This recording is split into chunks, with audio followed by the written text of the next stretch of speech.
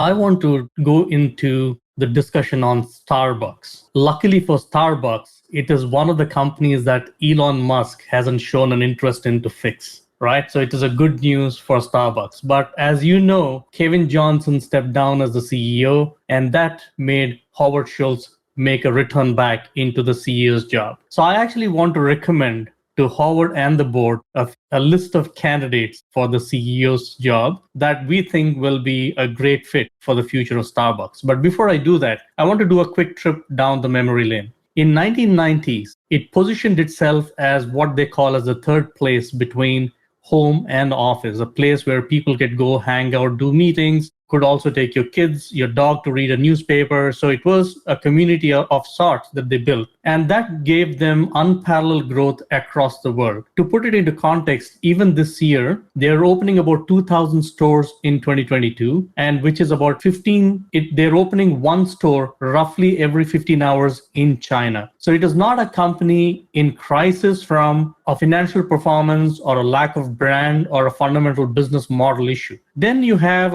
if you had invested in the Starbucks IPO in 1992, $10,000, your investment would be worth roughly around $3 million today. So everybody who has invested in Starbucks has profited not just from money, but from the sheer brand presence that they built around the world. And that is the reason why they call their employees and even part-time employees as partners. Even part-time employees get stock of the company. So the commitment of the company to develop as a social brand has been very compelling, which is very evident in the fact that 69% of their employees in US are women, and 47% of the total workforce in US is of ethnic minorities. So the way they've built the enterprise around social good, around coffee habits, about the third place, has given them unparalleled success in the last few years. And then we added the digital enterprise. So their app-based mobile ordering to pick up in the store. So the way the entire enterprise played out during COVID actually made them survive far better than other companies that were not digital, because Starbucks was far more digital than most of the companies even before COVID hit. So I see three challenges for Starbucks. First is, what is their core experience?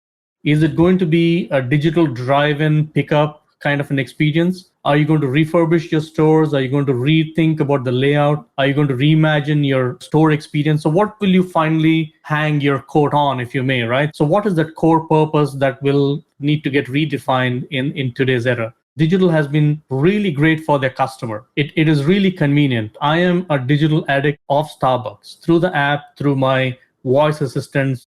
So I enjoy my chai latte because it just comes out exactly the way I want, whether I lived in Kuala Lumpur, Singapore, Zurich, US, multiple places. I enjoy the digital footprint that drives consistency of experience. However, it has not been great for employees. TikTok actually has been more disastrous for Starbucks than the digital enterprise, because everybody in TikTok is coming up with new concoctions of what a customized drink in Starbucks could do. And therefore, those customizations are being built into the Starbucks app, or customers ordering that for you to go pick up. So one of the key reasons why there is a union movement is that digital has created a level of complexity of jobs that employees are struggling to keep up with, while the wages have not gone up, while there has been COVID and all of the stress factors that we see in the world today.